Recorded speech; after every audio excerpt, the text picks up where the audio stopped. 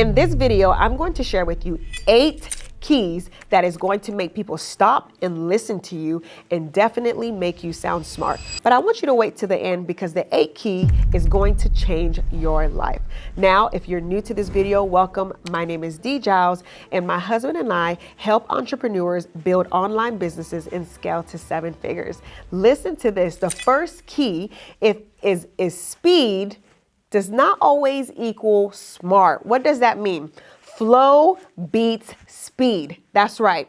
A lot of people think, I just got to talk really, really fast, sound super, super, super duper excited, and people are going to jump in. You can have speed, but if you're going to have speed, let there be a rhythm. Let there be a flow, right? Flow beats speed.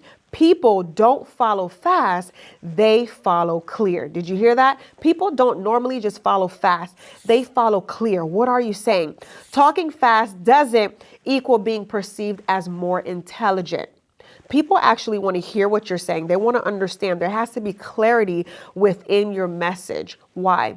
Because the goal isn't speed, it's clarity and command. When you're clear, and when you can command a room, whether there's people in the room or whether it's something virtual like this, is when people will listen to you. How do you grab their attention? It's by the words that you say, whether it's relating to their pain or whether there's a rhythm and a flow. You see how music flows? It has to be just like that. The processing fluency bias says the easier something is to process, the more intelligent and trustworthy it feels to the brain. Did you hear that? So sometimes you have to be able to slow down so the brain can process what you are saying, because that is when people is going to buy. That's why I usually like to say have visuals in it, or let there be this rhythm flow, okay? So here's what I say. Slow your speech when saying something powerful. For example, you're going to see what I do here. I'm talking really, really fast. You got to jump in. You have to do this. And right when I get to the selling part, I'm going to say, instead of going fast like people usually do when they get to selling, because a lot of people, when it comes to selling on stage or selling virtual, any product they have, they start getting really fast once they get to the pitch because they're nervous. Instead, I want you to go really slow and say something like this.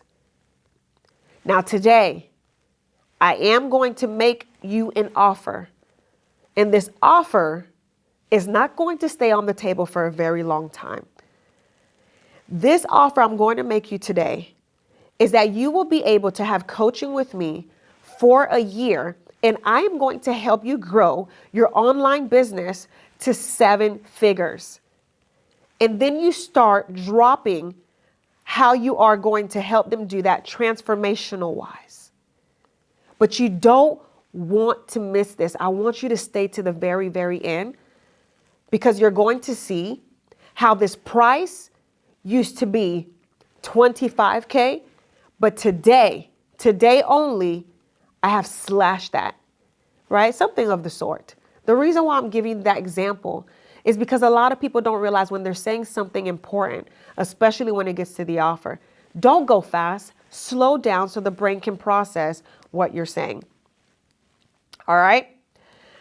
Fast without flow equals frantic. People can tell you're scared, you're scattered, you're all over the place. Have you seen those people where they're making a pitch or they're just talking to you, giving a speech, and they're like you could tell they're like all over the place. So they sound very, very frantic, okay?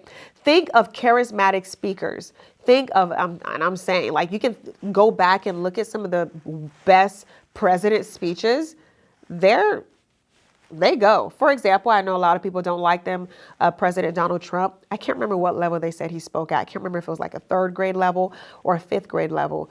But you have to see how slow he is in his speech. He's able to take his time, sound very confident, and say what he has to speak, right? Many of them don't talk fast. They talk with flow. There's a flow.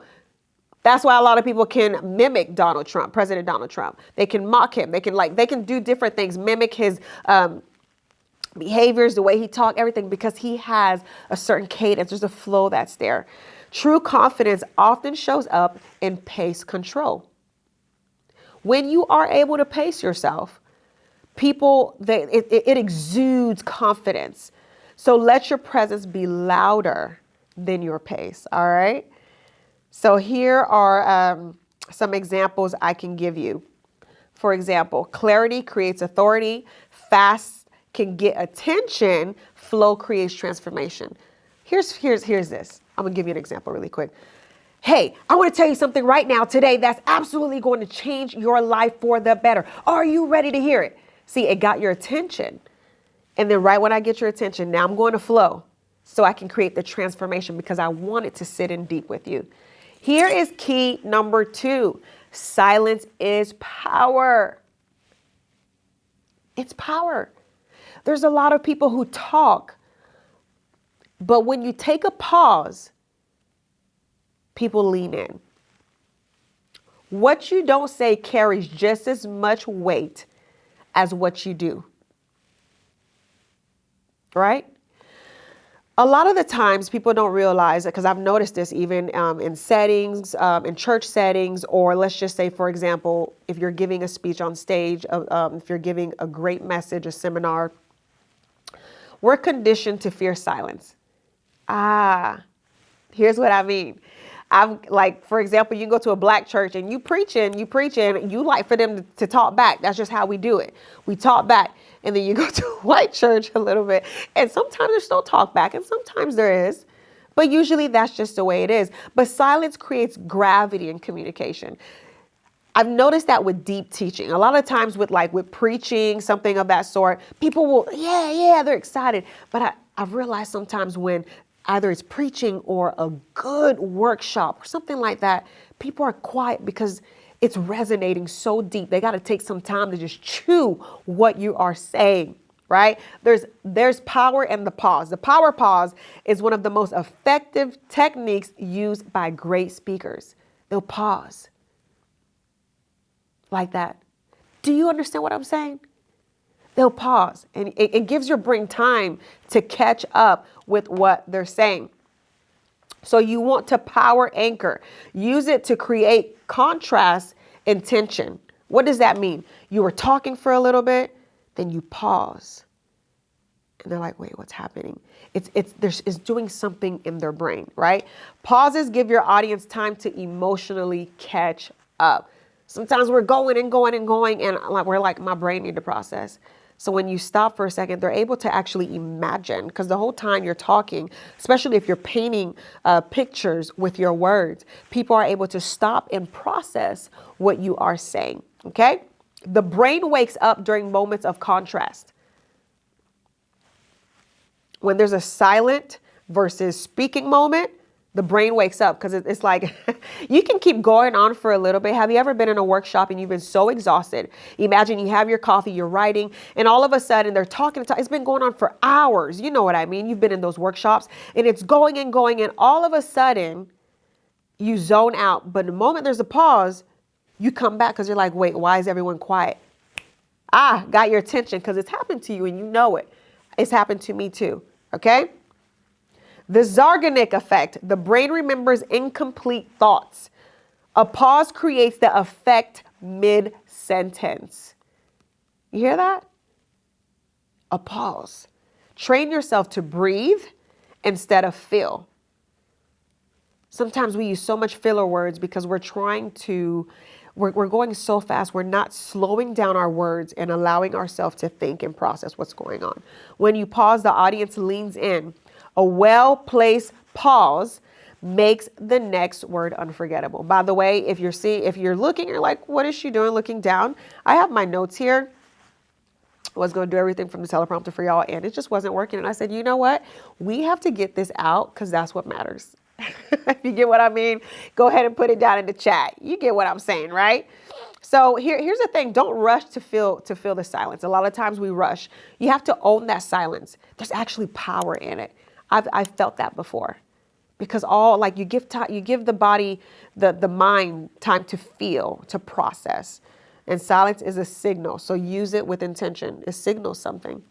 So key number 3, chunk your thoughts, right? So what is chunking? Chunking is the practice of breaking your ideas into short rhythmic phrases that are easier for both you and your audience to process and remember. Here's why it works. The brain processes information in patterns. Chunking prevents cognitive overload and makes your delivery sound extra polished, right? So I remember when I would give some speeches, I make sure I chunked my thoughts instead of talking as if I'm reading an essay. It doesn't work that way. People process things in thoughts, y'all, so give it to them. So here's how it goes. Here's how to use it. Think in 3 to 5 word blocks. Deliver each chunk as its own complete unit and pause slightly between chunks to give weight to each idea. So, for example, instead of "this pen is really smooth, comfortable to hold, and looks expensive," say it like this. "This pen writes smooth, feels like power, and looks expensive." You see how we understand that? I'm gonna repeat it again, just for you to hear. Instead of "this pen is really smooth, comfortable to hold, and looks expensive," say "this pen writes smooth, feels like power, and looks expensive." Okay? So chunking is how you give your words rhythm. There's rhythm to it. It's almost like a singing or like reading a poem. It helps your brain think and your listener retain. Especially like I said, I don't know if I said this earlier before, but I homeschool my kids. And then the way my kids think, they think in a process of rhythm because my kids are musically inclined. So even when we're doing multiplication or anything of that sort and we start to put it in a rhythm, they remember based on how we spoke and the picture that I painted in their mind. So you're not talking in sentences, you're dropping gems, all right, each time. Let's think of it like dropping bars. Key 4, using bridging phases. What are bridging phases? Bridging phases are transition statements you use when you're thinking, processing, or shifting topics without losing authority. I have my notes here, so again, I'm looking down to make sure that I give you the full process of what I have down here, okay? So bridging phrases are transition statements you use when you're thinking, processing, or shifting topics without losing authority. Here's what it helps you do. It helps you manage mental pauses while sounding poised. I get a lot of mental not poisons. I get a lot of mental pauses. So I have to pause and be able to remember what I'm going to. It frames a conversation and keeps the power in your hands. So here's what you're going to do. You're going to memorize 3 to 5 go-to bridges. Okay? Here's how you use it. Use when asked a tough question, switching subjects, or if you need a second to think. Here's some examples. You ready? "That's a great question. Let me unpack it." It gives you time. It's like your brain's processing it, so you don't have to jump to it immediately. Here's another one. "There's a few angles to this." And here's another one. "If we step back and look at the big picture." All right? So bridging buys you time without losing trust. So you're not like, The best speakers aren't the fastest. They're the smoothest. We got some rhythm. Your tone can pivot powerfully even when your mind is catching up. That was one of the main things I needed to know with my communication is I have to understand that it's okay to pause for my brain to catch up. All right. Key number 5 is command with cadence. It is the rhythm and pacing of your voice. It's how you use your tone, emphasis, and speed to guide how your message lands emotionally. You want to be able to connect. So pacing allows you to connect with your audience in a powerful way. Here's some examples. "I never said she stole the money." Right? I'm going to say it 7 times, each time emphasizing a different word, okay? So I'm going to say it 7 times and you're going to get what I mean, and then I'm going to explain it to you really quick because the meaning will shift dramatically. "I never said she stole the money." "I never said she stole the money." "I never said she stole the money." "I I never said she stole the money. I never said she stole the money. I never said she stole the money. I never said she stole the money. I never said she stole the money. I never said she stole the money. See how that one didn't really have it didn't emphasize anything? Cadence activates tonal patterning, which keeps attention and reinforces the key points. Okay? Tonality can change the emotional weight of a statement. The way you say something, the tone that there's in it, it changes the weight. Especially if you're speaking to someone and you're really aware of how you're speaking to them, you will definitely see, even within their body language, how the tone you have, what weight lands on them, okay? Downward tonality equals authority, okay? Humans are wired to respond to musically. We follow speakers with rhythm. Have you ever been to a place where someone's speech is all monotone? I can't do it. I cannot do it at all. I have to be in a place where that person's voice, there's some rhythm to it so that it changes. 1 minute they're up, 1 minute they're down, they're here, they're laughing. We got to be everywhere. We have to be going somewhere with each other. So here's how you use it.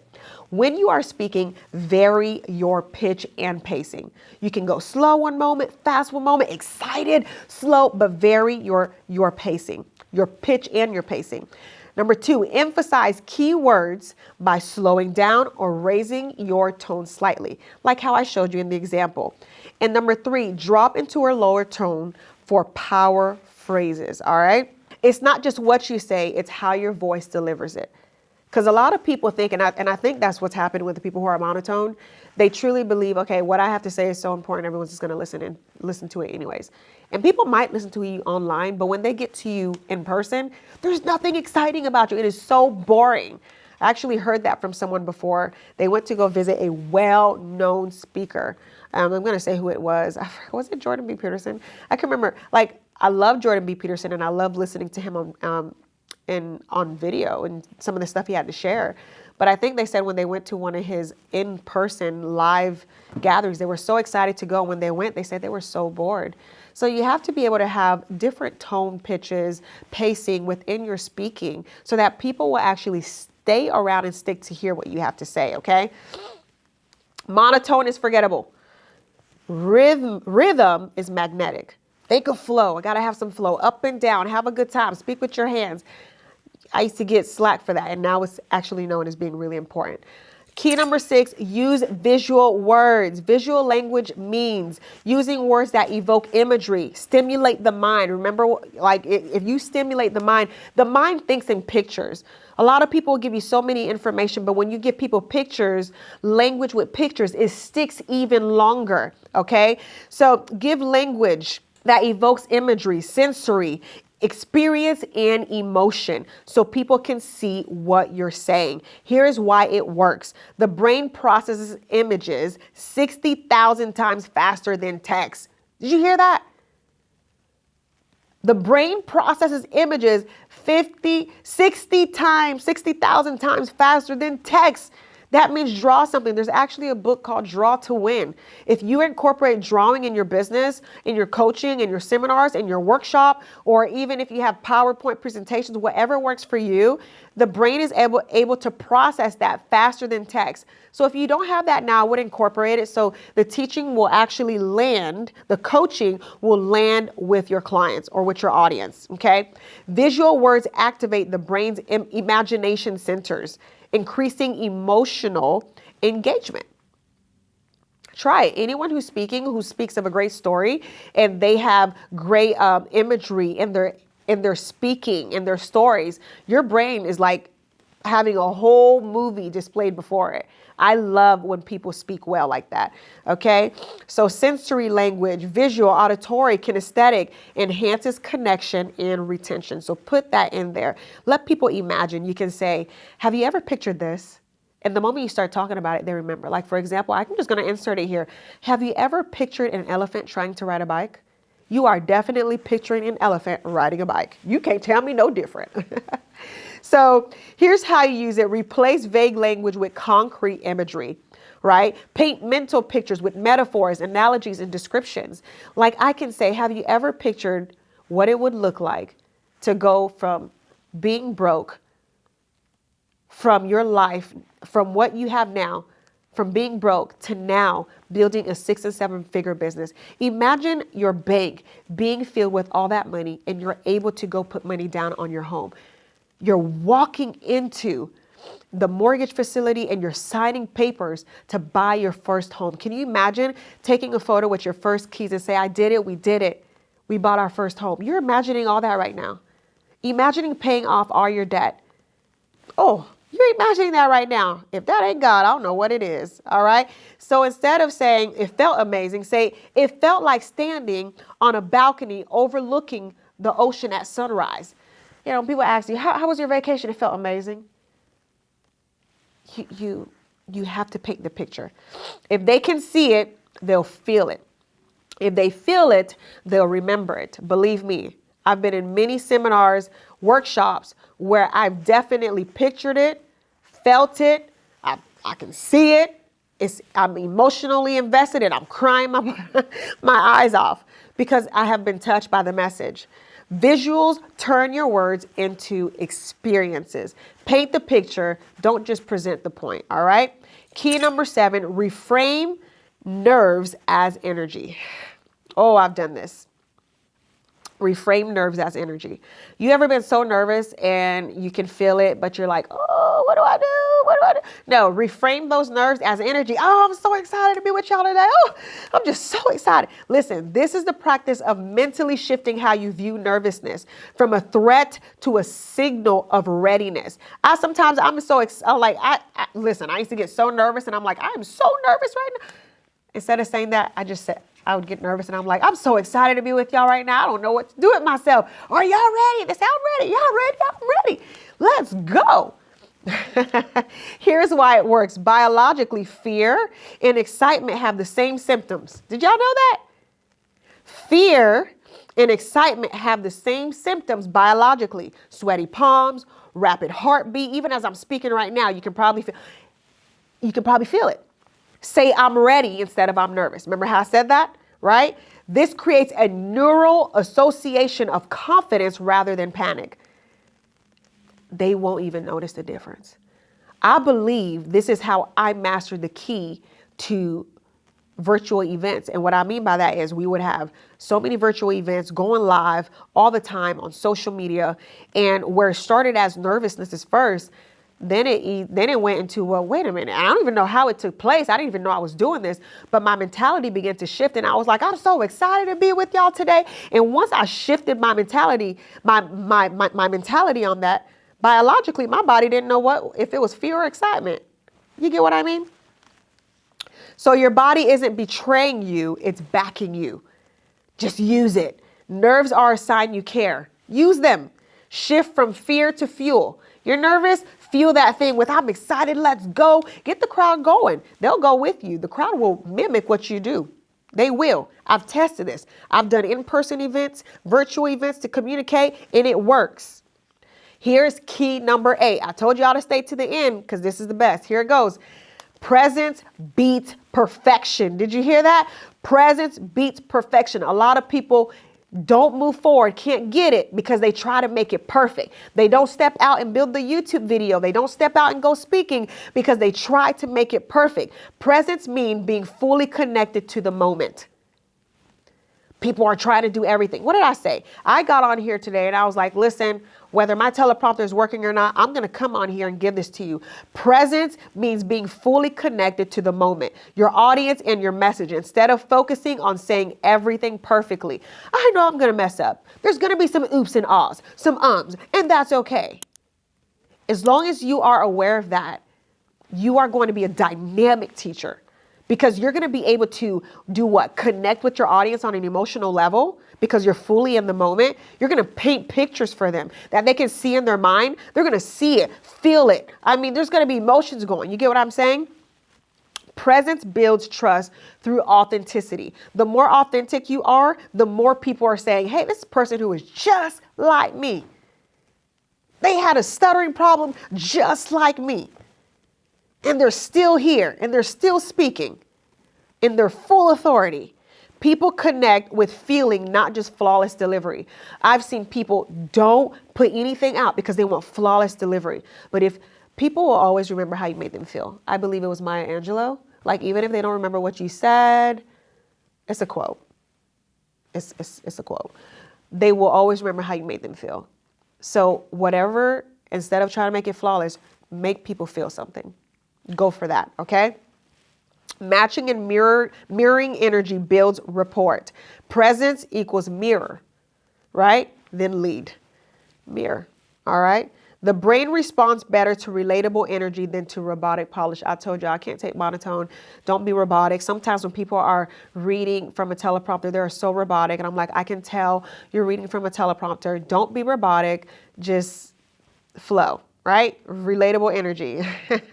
So here's how I use it. Let go of the script. See how I'm looking down at my notes? I could have easily wrote down a script here. I was like, look, I'm just going to come to y'all, have a conversation, and look down at my notes, because either way, I got to get this out for the people, right? So let go of the script. Focus on the person or group in front of you. I'm focused on y'all. You're my people. Show up real, not rehearsed. I showed up, not rehearsed. I showed up saying, I got to get this content out. I got to do the thing, and you got to do it too, right? Your presence carries more power than perfect words ever could. I think it was from Alex Hormozy. I believe he said, there's a lot of people who are going to make goals, and this is not word for word. I'm summing it up for you. And he said that a lot of people will make goals, but they actually won't even come close to accomplishing what they say they wanted to accomplish. So as long as you're actively going out there and just doing the thing, not trying, but going out there and saying, I'm going to do it, whether it's flawless or not, you are already ahead. When Mr. Beast started, he just did it and he was already ahead. A lot of people who started with their YouTube channels, they're already ahead because they just started somewhere and got better over time. So I'm telling you, embrace imperfection. It makes you human, not weak. Embrace it. It's okay. Actually, I've studied this before.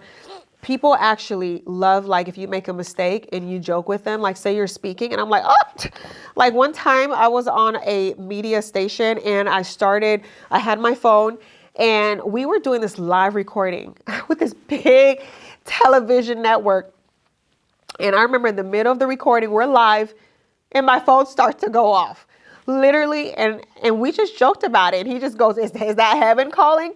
We literally just started laughing. So, it's best to do that. The audience love it. Everyone just started like blowing up the comments and they're like, this is hilarious, versus you being so hard on yourself, trying to make everything flawless and like making so much tension in the room. Have a good time with it. Your notes fall. Have a good time with it. Got the wrong thing on the screen. Turn it into something memorable because people will remember that. This is one of the best keys I can give you. Presence beats perfection. Just be in the moment. People will see that you're authentic. Laugh with them. Be in the moment. And I guarantee they can forget everything else in that presentation or the communicate, whatever you were saying, but they'll remember that moment because you were present. Listen, if you have loved these 8 keys, I want you to do me a favor and hit the notification button and subscribe to this channel for more content like this. Have a good one.